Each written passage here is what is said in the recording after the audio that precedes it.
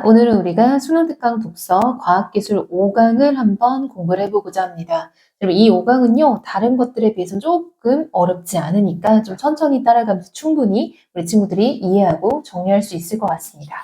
자, 열팽창이란 온도의 변화에 따라 물체의 길이, 부피 등이 변화하는 현상을 말한다라고 열팽창의 정의를 지금 얘기하고 있죠. 열팽창 형상은 다양한 분야에서 중요하게 고려된다. 예를 들어 예시입니다. 열팽창이 언제 중요한지. 건축물이나 교량을 설계할 때 온도 변화에 따른 재료의 팽창과 수축을 고려하지 않으면 구조물에 균열이 생기거나 파손될 수 있다. 철도 레일을 설치할 때 레일과 레일 사이에 약간의 간격을 두는 것도 여름에 온도가 상승할 때 레일이 팽창하여 서로 부딪히지 않도록 하고, 겨울에 온도가 낮아서 레일이 수축할 때 공간이 너무 많이 벌어지지 않도록 하기 위한 것이다. 자, 여러분, 열팽창이라는 현상이 우리의 어떤 생활에서 되게 중요하게 좀 작용된다. 중요하게 고려된다라는 얘기를 하고 있죠. 어떤 온도 T0에서 길이 L0인 물체의 온도를 TF까지 올렸을 때 물체의 열팽창 이후의 길이를 LF라 하자. 이때 물체의 길이 변화는, 자, 여러분, 변환값에서 원래 값을 뺀 거죠. 그것을 처음 길이 L0로 나눈 길이의 변화율은, 자, 여러분, 이거를 좀 식을 좀 정리를 해두면 좋았을 것 같아요. 일단 길이의 변화율이 L0분의 LF-L0인 거죠. 이거를 조금 깨끗하게 한번 써볼게요. 자, 길이의 변화율이라는 거는 원래 길이 분의 변화한 만큼의 길이를 지금 우리가 나눈 거죠. 그쵸? 자, 이때 물체의 길이 변화 값을 처음 길이 L0 나눈 길이의 변화율의 값은 온도 변화가 클수록 커진다. 자, 여러분, 온도의 변화 역시 변화한 값에서 원래 값을 뺀 거죠. 근데 그게 클수록 얘도 커지는 비례 관계래요. 그럼 여러분, 여기서 우리가 고려해야 될 건 뭐냐면요. 길이의 변화율은요, 비례하는데요. 온도의 변화에 비례한다라는 거죠. 근데 온도 변화는 TF에서 T0를 뺀 값이겠죠. 자, 따라서 길이의 변화율은 온도 변화와 계수의 곱으로 나타낼 수 있으며 이때의 계수를 선형 열팽창 계수라고 한대요. 자, 여러분, 이때 길이의 변화율은 온도 변화 곱하기 계수의 곱으로 나타낼 수 있대요. 얘는요, 온도 변화 곱하기 계수인데 어떤 값? 근데 이때 이 계수는요, 우리가 달리 말하면 선형 열 팽창 계수라고 한다는 거죠.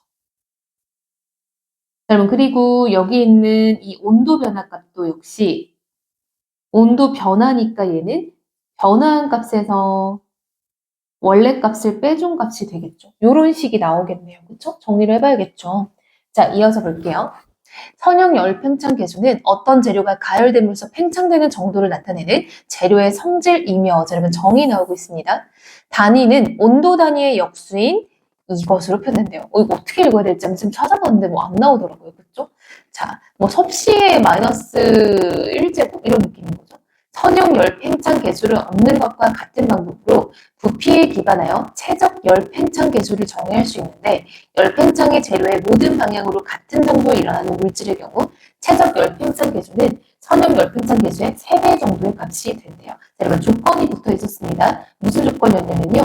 모든 방향으로 같은 정도로 일어나는 물질일 때는 최적 열팽창 계수가 선형 열팽창 계수의 3배 정도의 값이래요. 그러니까 한마디로 이런 값인 거죠. 이 열팽창 계수는 약간 약이죠. 3선 열팽창 계수 이렇게 되는 거죠. 그렇죠? 대부분 플라스틱과 금속 재료의 선형 열팽창 계수는 각각 10의 마이너스 5제곱과 10의 마이너스 4제곱 정도의 값과 10의 마이너스 3제곱과 10의 마이너스 제곱 정도의 값을 걷는다. 그렇죠? 이러한 수치는 매우 작은 것처럼 보이지만, 그렇죠, 여러분? 이거 계산하면 얼마나 작아요. 그렇죠? 상당한 열팽창이 일어나는 것이다. 가령 예시입니다. 어떤 물질의 선형 열팽창 계수가 10의 마이너스 세제곱 온도 단위의 역수라면 이 물질의 온도가 25도에서 125도로 올라갈 때, 그럼 여러분 여기서 온도 변화 값을 우리가 계산을 해줘야겠죠. 그거 따지고 보면은 이게 T0 값인 거고 이게 TF 값인 거잖아요. 그러면은 125도씨에서 25도씨를 뺀 값이니까 100도씨, 섭씨 100도가 지금 바뀐 거죠. 이때 길이의 변화율은 0.1이므로 10%의 길이만큼 열팽창이 일어나고 선형 열팽창 개수가 10의 마이너스 4제곱 온도 단위 역수라면 1%의 길이만큼 열팽창이 일어난다. 자, 여러분 이거는 우리 친구들이 이제 계산을 해보면 되겠죠. 그렇죠? 왜요?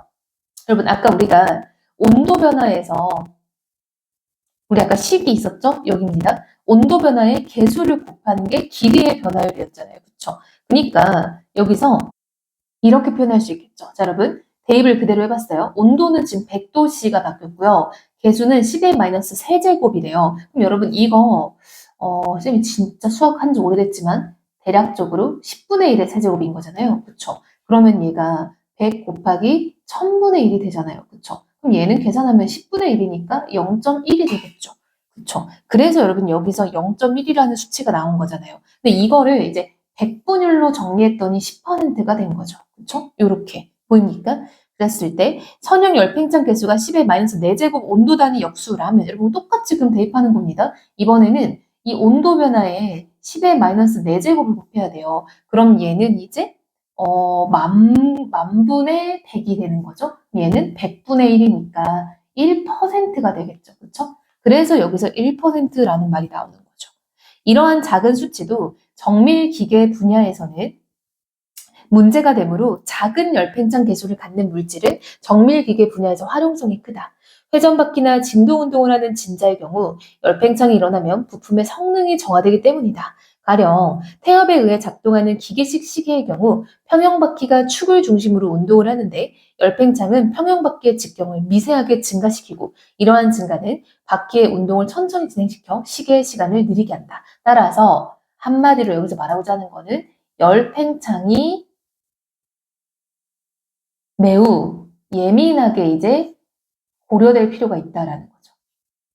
따라서 결론, 과학자들은 낮은 선형 열팽창 개수를 갖는 물질의 개발에 대한 관심이 많았는데 이러한 연구의 시조는 프랑스 물리학자 샤를 에두아르 기욤이었다. 그는 기욤이죠. 1896년에 후일 노벨상을 받게 되는 중요한 발견을 하였다. 상온에서 230도까지 거의 0에 가까운 열팽창 개수를 가진 철, 니켈 합금을 발견한 것이다.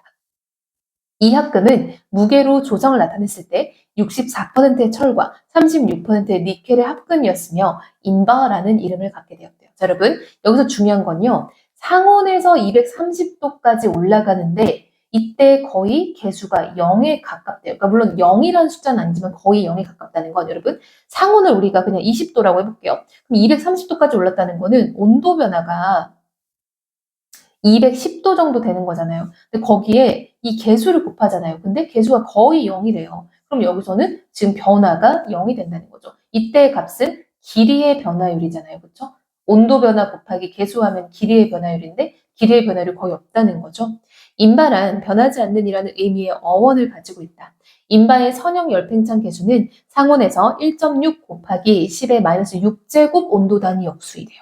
일반적인 물질에서 온도가 올라감에 따라 일어나는 팽창은 인바의 경우 인바가 갖는 강자성체 성질 때문에 일어나는 자기변형이라는 수축 현상에 의해 상쇄된다. 자, 여러분 그 비밀이 뭔가 봤더니요. 인바는 강자성체 성질을 가지고 있는데 이때 자기변형이라는 수축 현상이 일어난대요. 그럼 여러분 봐봐.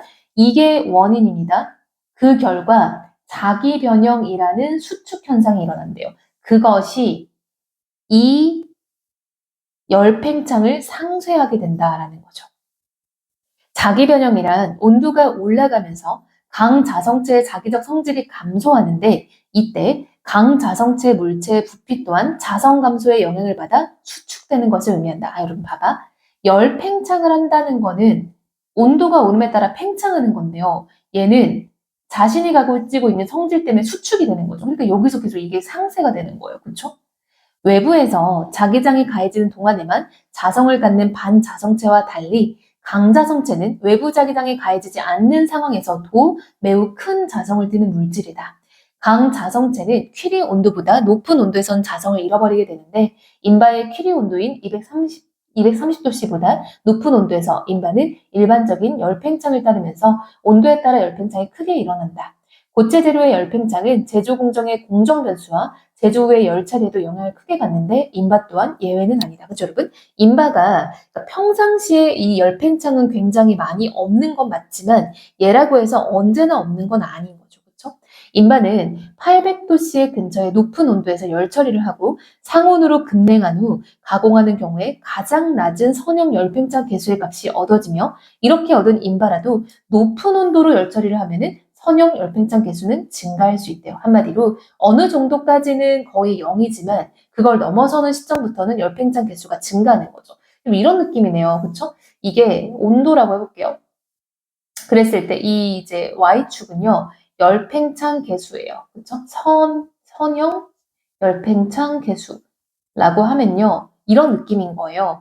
어느 온도까지는 그냥 0에 가까운 거야. 진짜 거의 0에 가까운 이런 느낌인데 어느 온도를 넘어선 순간부터 얘도 이제 좀 상승을 한다라는 거죠. 이런 느낌으로. 그렇죠? 물론 이게 여러분 그래프가 이렇게 안 나올 수도 있어요. 쌤이 말하고자 거는 어느 온도 지점까지는 거의 열팽창 계수가 0에 가까웠다. 이 얘기를 하고 싶은 겁니다. 그렇죠? 최근 선형 열팽창 계수가 0에 가까운 다른 합금들도 개발되고 있다. 우리 이전에는 인바라고 하는 이 철, 니켈 합금만 거의 있었는데 이제는 좀 다른 게 있나 봐요.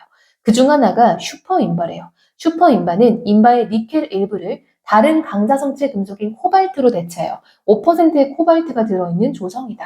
여러분, 니켈 일부에 코발트가 들어있다는 거는 얘는 이제 니켈 플러스 철 플러스 코발트가 들어있는 구성인 것 같네요. 슈퍼인바의 선형 열팽창 계수는 0.72 곱하기 10의 마이너스 6제곱 온도 단위 역수래요. 그러나 슈퍼인바는 낮은 열팽창이 일어나는 온도 구간이 인바에 비해 상대적으로 좁대요. 한마디로 낮은 열팽창이 일어나는 온도 구간은 인바가 훨씬 더 넓다 이런 얘기를 하고 있네요. 그렇죠? 그러니까 좀 더 이 버틸 수 있는 온도가 있다라는 얘기겠죠. 그러니까 낮은 열팽창 구간에서는 슈퍼인바보다 인바가 여전히 낮다라는 얘기를 하고 있는 거네요. 그렇죠? 자, 여러분 이 글은요. 약간 좀 이제 이것을 과연 온도 단위의 역수 얘를 어떻게 읽어야 될까에 대한 의문은 있었지만 사실 뭐 그걸 읽는 게 우리의 어떤 독해력의 포인트가 아니잖아요. 그래서 그것을 이제 처리해서 읽어나가면 글은 되게 쉬운 것 같아요. 이 정도 글은 뭐 우리 친구들도 쉽게 읽을 수 있는데요. 이렇게 약간 좀 식이 좀 제시가 되면 쌤이 한 것처럼 좀 적어놓고 그것을 좀 잘 따라가는 게 필요해요. 그래서 길이 변화율은 온도 변화 곱하기 계수의 곱이었다라고 했으니까 그게 이제 여기서부터 계속 쓰이는 거죠. 온도 변화일 때 길이 변화율이 이렇게 된다라는 거. 그쵸? 그리고 열팽창 계수가 이걸 때는 이만큼 바뀐다. 이게 다 아까 쌤이 정리했던 요 식에서 다 도출이 되는 거죠. 그래서 언제나 기술 지문이든 과학 지문이든 뭐 생명 지문이든 어떤 계산식, 경제가 특히 마찬가지죠. 계산식이 나오면은 언제나 정리해 주는 게 매우 중요합니다. 그래서 어떤 계산식이 나왔을 때는 그것을 외우는 게 아니라 인지, 그쵸? 여기 있었구나. 인지를 해야 내가 그걸 써먹을 수 있겠죠. 그래서 이 글도 잘 정리하길 바랍니다.